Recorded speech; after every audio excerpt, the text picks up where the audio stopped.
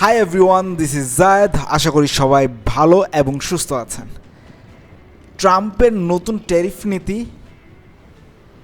এবং বৈশ্বিক অর্থনীতির যে নতুন অস্থিরতা এবং বাংলাদেশের কৌশলগত কীসব চ্যালেঞ্জ আছে তা নিয়ে আজকের এই আলোচনা। যুক্তরাষ্ট্রের প্রেসিডেন্ট ডোনাল্ড ট্রাম্প ফের একটি উচ্চমাত্রার ট্যারিফ বা শুল্ক নীতির পরিকল্পনার কথা ঘোষণা করেছেন এবং ঘোষণা দেওয়ার সাথে সাথে সারা বিশ্বে অর্থনীতিতে তোলপাড় শুরু হয়ে গিয়েছে। মার্কিন বাজার রক্ষা করার জন্য নিজেদের উৎপাদনশীলতা ফের ফিরিয়ে আনতে এই উদ্যোগের পরপরই বিশ্ব অর্থনীতিতে নাড়াচাড়া। এটি শুধু রাজনৈতিক কারণেই নয়, ট্রাম্প এর আগেও প্রেসিডেন্ট থাকা অবস্থায় চীনের উপর শত শত বিলিয়ন ডলারের পণ্যে অতিরিক্ত শুল্ক আরোপ করেছিলেন। তার নতুন পরিকল্পনা বাস্তবায়ন হলে এই প্রভাব পূর্বের চেয়েও গভীর ও বিস্তৃত হবে। আমরা আজকের এই বিশ্লেষণটাকে তিনটা ভাগে ভাগ করব।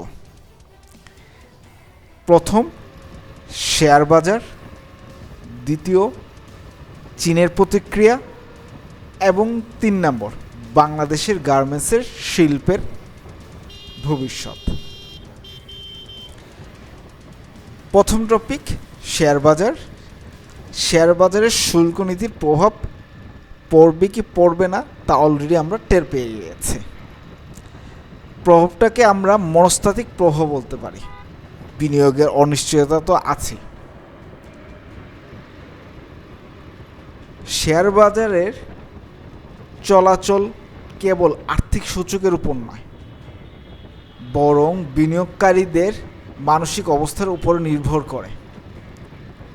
ট্রাম্পের ঘোষণার পরপরই যুক্তরাষ্ট্রের ডাউ জোন্স, ন্যাসড্যাক, এনএসপি 500 সূচকে সাময়িক পতন দেখা যায়। যুক্তরাষ্ট্রে ট্যারিফ বাড়লে আমদানিকৃত কাঁচামাল ও ভোগ্যপণ্যের দাম বাড়বে, ফলে মুনাফা কমে আসবে কোম্পানিগুলোর। বিনিয়োগকারীরা এই সম্ভাবনাতেই স্টক বিক্রি শুরু করে দিয়েছে। বিশ্বব্যাপী তো উত্তেজনা টের পাওয়াই যাচ্ছে। এশিয়ান এবং ইউরোপিয়ান বাজারে ধাক্কা অলরেডি লেগে গিয়েছে। যেসব কোম্পানি সরবরাহ চেইনের উপর নির্ভরশীল, বিশেষত চীনের উপর, তারা বিশেষভাবে ঝুঁকির মুখে পড়েছে।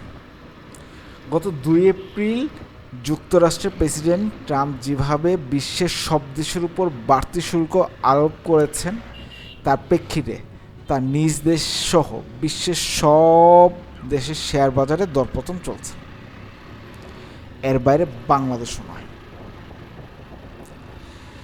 ঈদের দীর্ঘ 9 দিনের ছুটি শেষে যখন রোববার দেশের শেয়ার বাজারের লেনদেন শুরু হয়েছে, শুরুটা হয়েছে দরপতন নিয়ে, যা অনেকটাই অনুমেয় ছিল। এমন প্রেক্ষাপটে বাংলাদেশের শেয়ার বাজারেও দরপতনের আশঙ্কা সবারই ছিল, তবে আশঙ্কার তুলনায় দরপতনের মাত্রা অনেকটাই কম। সকাল 10টা লেনদেন শুরু হওয়ার 2.5 ঘন্টার পরেই দুপুর 12টার দিকে অ্যারাউন্ড 96টা কোম্পানির শেয়ার ও মিউচুয়াল ফান্ডের দর বৃদ্ধি হয়েছে ঠিকই, কিন্তু তার বিপরীতে 264টি দর হারিয়ে বেচাকেনা হতে দেখা গেছে। এর সময় দর অপরিবর্তিত অবস্থায় কেনাবেচা হয়েছে 30টির মতো। এতে প্রধান শেয়ার বাজার ডিএসসির প্রধান মূল্য সূচক ডিএসএক্সে 25 পয়েন্ট হারিয়ে 5193 পয়েন্টে অবস্থান করছিল। সূচক পরিবর্তনের হার ছিল অ্যারাউন্ড 0.487। এটি স্বাভাবিক সময়েও সূচক সাধারণত এমনটাই দরপতন ঘটে, ফলে অস্বাভাবিক কিছু দেখা যাচ্ছে না। দরপতন বেশি হয়েছে বস্ত্র খাতে, এটা প্রত্যাশিত ছিল, কারণ যুক্তরাষ্ট্রের বাজারে বাংলাদেশের প্রধান রপ্তানি পণ্য বস্ত্র। তবে সরকারি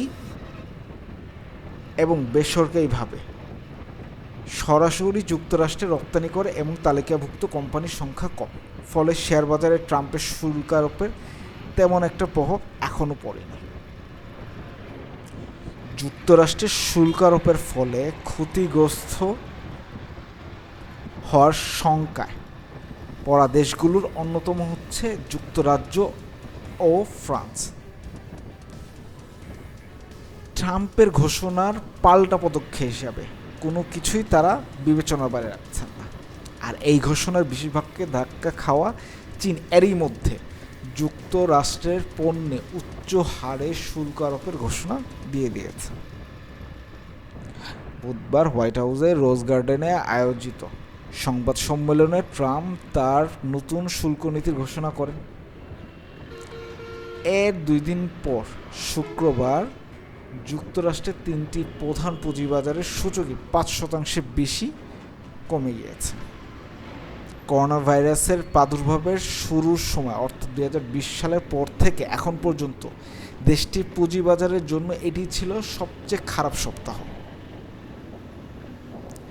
ফেডারেল সরকারের আকার মানে জনবল এবং খরচ যেটাকে বলে, এই আকারে কমানো সহ ট্রাম্পের নতুন আর্থিক নীতির প্রভাবের প্রতিবাদ জানাতে গতকাল মানে শনিবারের দিকে, মানে বন্ধ তো ওদের হচ্ছে রোববার থেকে, শনিবারের দিকে হচ্ছে ওয়াশিংটন ডিসি, নিউ ইয়র্ক ও অন্যান্য শহরের রাস্তায় নেমে আসেন হাজারো মানুষ। এটা পাগল সম্ভবত, নাহলে রাস্তায় এমনি পার হয়। যে কথায় ছিলাম, ট্রাম্পের শুল্ক ঘোষণার ধাক্কা ইতিমধ্যে লেগে গেছে যুক্তরাজ্য সহ বিভিন্ন দেশ ও এশিয়ার পুঁজিবাজারে। যুক্তরাষ্ট্রের মধ্যে যুক্তরাজ্যের পুঁজিবাজারের সূচকও কমেছে প্রায় 5%। 5 বছরের মধ্যে এটি দেশটির পুঁজিবাজারের সবচেয়ে বড় ধসের ঘটনা। জার্মানি ও ফ্রান্সের পুঁজিবাজারেও একই রকম সূচক দেখা গিয়েছে। একটা মিনিট, আচ্ছা হ্যাঁ, ট্রাম্পের পদক্ষেপের বিরুদ্ধে যুক্তরাষ্ট্রের বড় বিক্ষোভ হলেও এ নিয়ে হোয়াইট হাউস এখনও নীরব। যুক্তরাষ্ট্রকে অর্থনৈতিক স্বাধীনতা এনে দিতে বিশ্বজুড়ে প্রেসিডেন্ট ট্রাম্প যে শুল্ক চাপিয়েছেন তার ধাক্কা সামলাতে হবে মার্কিনীদের। যুক্তরাষ্ট্র বিশ্বের যেসব দেশ থেকে নিয়মিত পণ্য কিনে আনে সেসব দেশে প্রায় সবাই দেশটিতে রপ্তানি করা পণ্যের দাম বাড়িয়ে দিয়েছে। এতে পোশাক থেকে শুরু করে কফি সব কিছুতেই বাড়তি অর্থ গুনতে হবে যুক্তরাষ্ট্রবাসীকে। বুধবার যুক্তরাষ্ট্রের জাতীয় অর্থনৈতিক জরুরি অবস্থা জারি করে ট্রাম্প দেশটি প্রবেশ করা $70 কোটি পণ্যে ন্যূনতম 10% শুল্ক আরোপ করেন। যেসব দেশকে যুক্তরাষ্ট্রের জন্য সবচেয়ে খারাপ বলে বিবেচনা করেছেন সেসব দেশের উপর চাপ তিনি প্রায় 50%-এর উপর শুল্ক বোঝা চাপিয়ে দিয়েছেন। পোশাক রপ্তানিকারক দেশ যেমন বাংলাদেশ সহ অন্য দেশের উপর বাড়তি শুল্ক আরোপ করার অর্থ হলো ওয়ালমার্টের মতো যুক্তরাষ্ট্রের বড় ডিপার্টমেন্ট স্টোরগুলো সহ শিল্প খাতের পরিচিত আরও কিছু ব্র্যান্ড আর্থিকভাবে চাপ অনুভব করতে পারে। সুলভ মূল্যে পছন্দের পোশাক কিনতে প্রায় এইসব প্রতিষ্ঠানে গিয়ে থাকেন মার্কিন ভোক্তারা। যুক্তরাষ্ট্রের নামকরা খুচরা বিক্রেতা প্রতিষ্ঠান গ্যাপ, খুচরা বিক্রেতা প্রতিষ্ঠান ওল্ড নেভি, ব্যানানা রিপাবলিক ও অ্যাথলেটটাও পরিচালনা করে থাকে গ্যাপ। বৃহৎ খুচরা বিক্রেতা প্রতিষ্ঠান গ্যাপের 21% পোশাকের উৎস ভিয়েতনাম। এছাড়া আরও 31% পোশাক আসে ভারত, ইন্দোনেশিয়া ও বাংলাদেশ থেকে। এই বিশ্লেষণ university of Delaware fashion and apparel studies বিভাগের। আবার H&M ডেনিম মতো সস্তা ফ্যাশনের জন্য সুপরিচিত। প্রতিষ্ঠানটি অধিকাংশ পোশাক কিনে থাকে চীন এবং বাংলাদেশ থেকে। যুক্তরাষ্ট্রের ফ্যাশন ইন্ডাস্ট্রি অ্যাসোসিয়েশন তো সতর্ক করে বলেই দিয়েছে যে এই নতুন শুল্ক মার্কিন পরিবারগুলোকে বিশেষ করে স্বল্প আয়ের মানুষের উপর অযৌক্তিক বোঝা চাপানো হবে। ইতিমধ্যে ট্রাম্প শুল্ক বোঝা এড়াতে ভিয়েতনাম মার্কিন প্রশাসনের সাথে চুক্তিতে আসতে কাজ করার জন্য তৈরি। অন্যদিকে চীন যুক্তরাষ্ট্রের পণ্যে উল্টা শুল্ক আরোপ করে দিয়েছে। কফি আমদানি ও অন্যান্য খাদ্যপণ্য আনতে হবে না যুক্তরাষ্ট্রে। যুক্তরাষ্ট্রের বাসিন্দা নিত্যদিনে যে কফি পান করে তা প্রায় সম্পূর্ণটা আসে দেশটির বাইরে থেকে। এর অর্থ হলো মার্কিনিরা ভোরে ঘুম থেকে উঠে বাসাবাড়িতে বা দোকানে গিয়ে কফি পান করতে গেলে এখন থেকে বড়সড় অর্থ তাদের গুনতে হবে, যা তাদের মানিব্যাগে চাপ বাড়াবে। কফির জন্য যুক্তরাষ্ট্র প্রধানত ব্রাজিল ও কলম্বিয়ার উপর নির্ভরশীল। দেশ দুটির উপর ন্যূনতম 10% শুল্ক আরোপ করেছেন প্রেসিডেন্ট ট্রাম্প। কোন দিকে যাব? পাশে ট্রাক, এই পাশে ট্যাংলার টেসলা। যাই বলতেছিলাম কফির কথা। কফি ব্যবসায়ীদের সাথে জড়িতরা তো অলরেডি বলে দিয়েছে, যেদিন শুল্ক কার্যকর হবে আক্ষরিক অর্থ পরদিন থেকেই তাদের প্রতিষ্ঠানকে আর ধাক্কা সামলাতে হবে। বাড়তি শুল্ক বহাল থাকলে কফির দাম বাড়বে এবং ভোক্তাদের তা পরিশোধ করতে হবে। এইরকম পরিণতি বরণ করতে হতে পারে অলিভ অয়েল সহ অন্যান্য খাদ্যপণ্য আমদানিকারক মার্কিন প্রতিষ্ঠানগুলোকে। এসব পণ্য ইতালি, স্পেন, গ্রিস সহ বিশেষত ইউরোপিয়ান ইউনিয়নের দেশগুলো থেকে এসে থাকে।